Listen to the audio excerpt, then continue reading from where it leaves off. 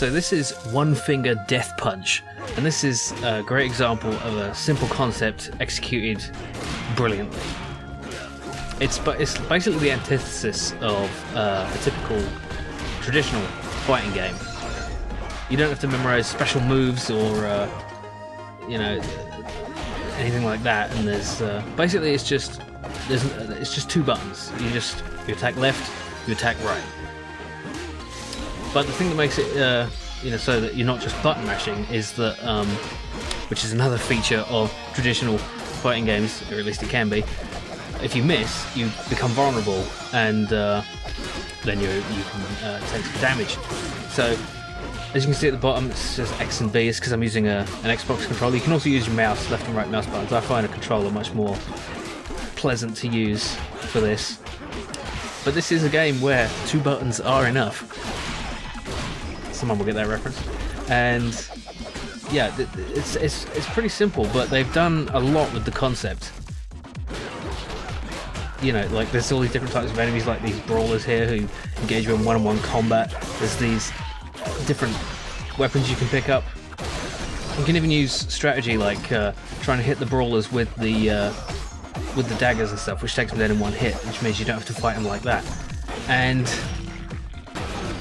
yeah, there's a whole bunch of different levels, lots of special abilities. Look at that, it's brilliant. It's just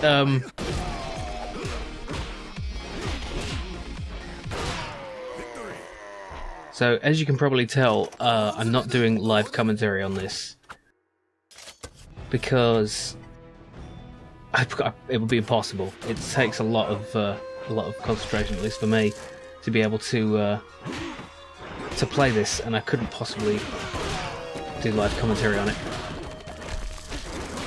But yeah, the little bars underneath the enemies indicate that they'll take multiple hits, and like 2 red and 2 blue means you got to swap over each side. And it seems simple in concept, but in practice it's very, very difficult. At least for me.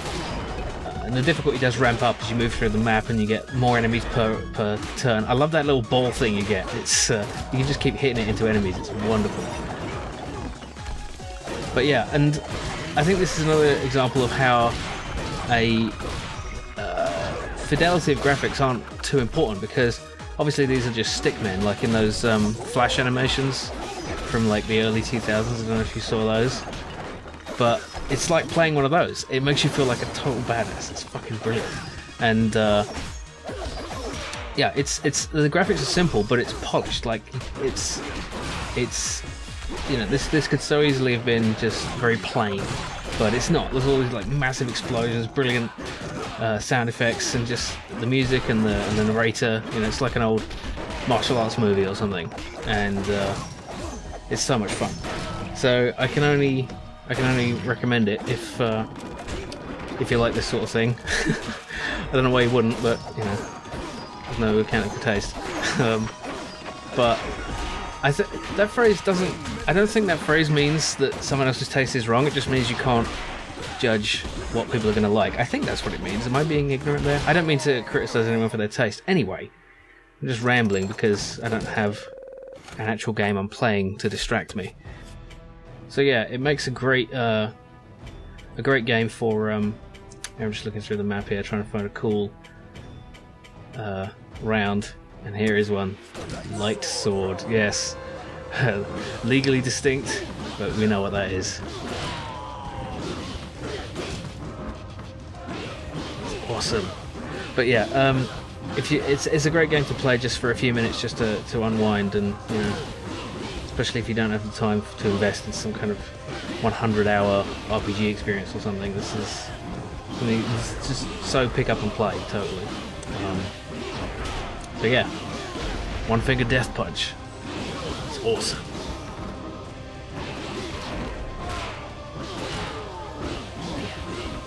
And you see, when I miss, I get hit. I'm just enjoying watching this now.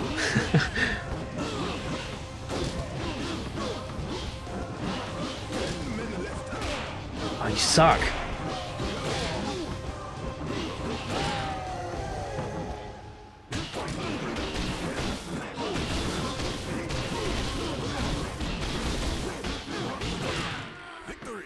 Your kung fu is lousy.